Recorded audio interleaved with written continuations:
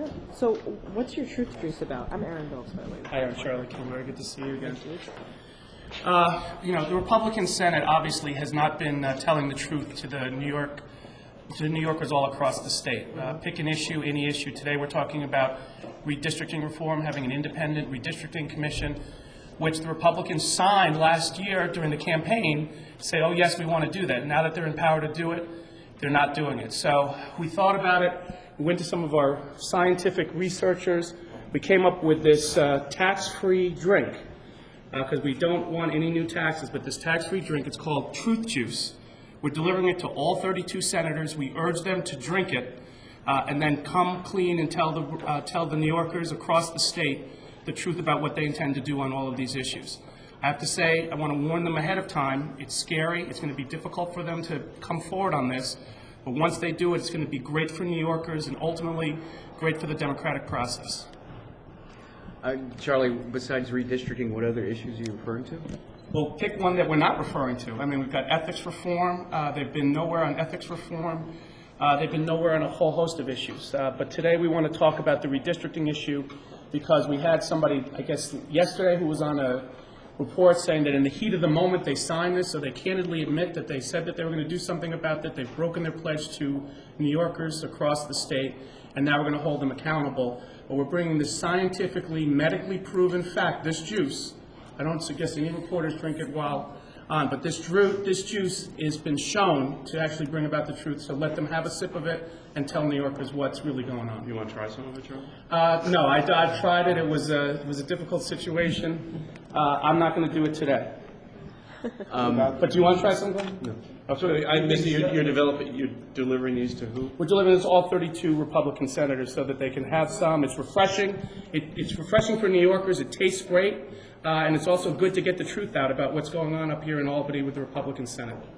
What about their claim that the independent commission as proposed by the governor isn't so independent, it's more weighted towards Democrats? Like I said, let them drink it and tell the truth. That's not the case. The governor came out with a great bill. They've been trying to bury it for days. Then they tried to say that they are not capable to multitask. They can't focus on the budget and other issues at the same time, which is a shame because Democratic legislators and the governor is focusing on a number of issues at the same time. So, as I said, let them tell the truth on this. They know that that's just a smokescreen. That's the way that they've been running Albany for years. We don't want to get back to that same problem.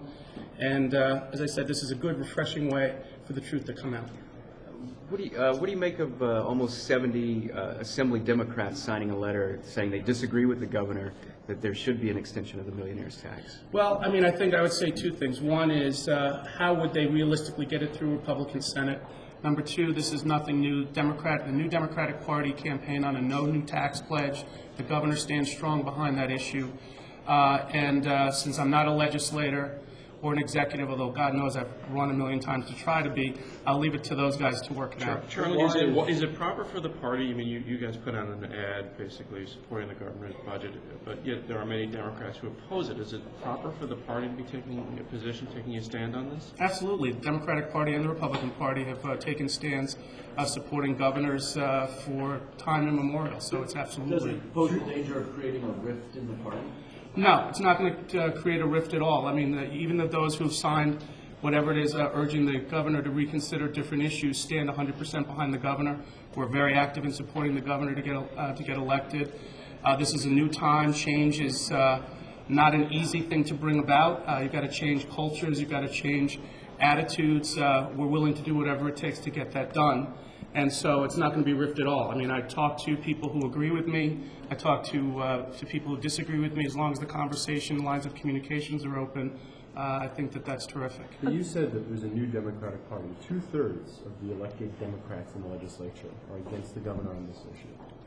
Do they fit in the new Democratic Party? They absolutely do. I mean, just because they have a view that is different than the governor's or from the majority of New Yorkers at the moment does not mean that they don't fit into the Democratic Party. And So ultimately, it's different than a majority of New Yorkers? what's that? It's different than a majority of New Yorkers? I'm not aware that the majority of New Yorkers are supporting a tax of any kind. So that's my if you got something different than that, then I'd be willing to hear it. So, but these are the kind of conversations that are going to be happening.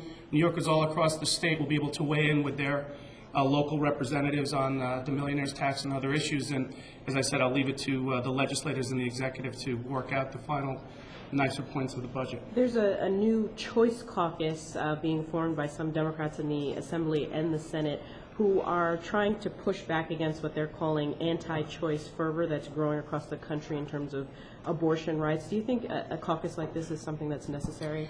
Well, I don't know all the details on it. I mean, obviously, the Democratic Party has stood for choice, pro-choice. We're a pro-choice party. So anything that protects the choice of women across the state and across the country is something to be recommended. But do you think there's a growing fervor against choice? A growing movement, rather? I would say if there is, it's something that we should stop. Anybody want to sip? I'm sorry, wait. Just orange? What's that? Just orange? You want to take a sip? What's in No. it? What are the ingredients of this treat? The ingredients are honesty with a dose of humility, a little bit of sugar, but not too much because we're trying not to increase weight here. We're trying to be health conscious, and a big sprinkling of truth and come forwardness. But you don't want to try it yourself? I don't want to try it myself right this second in front of all of you because who knows what you could ask. How much are you spending on the radio? I can get that number, but I think it's a modest buy. What about the constitutional questions with the redistricting bill? I think that they are spurious. I think that they are not true. I think that the Republicans, if they knew this during the course of the last campaign, should have raised it then. They didn't. Obviously, either they didn't think through what they were doing at the time, or they were trying to get cheap political. I mean, remember, Ed Koch, let's go back historically. Ed Koch said that they were the heroes of reform. It was on the Democratic Senate for a couple of days where it was that they were the enemies of reform. So either they were pulling a fast one on the people then, or they're pulling a fast one on the people now. We wish that we had found that scientist to get this truth juice to them during the course of the campaign. We might still have the Democratic Senate. Do you think you need a constitutional amendment? No, absolutely not. And I don't know anyone who does. So, absolutely not. I think it's a spurious issue. It always has been. That's what the Republicans do when they're in power. And we're hoping that they're finally going to come clean and be honest about it. Look, if they want to say we've changed our mind or we lied back then, at least that's an honest step towards having a meaningful dialogue on this. But to continue to mislead the public on this issue and then on other issues, that's what gives Albany the bad name that it has right now. So the honeymoon period between the governor and Senate Republicans is officially over? No, I mean, I think that the governor works with anybody, Republican or Democrat, on his overall agenda. This is the state party putting the Republicans' feet to the fire on this issue. We disagree with a lot of people on a lot of different things, and we're not going to be shy to make our points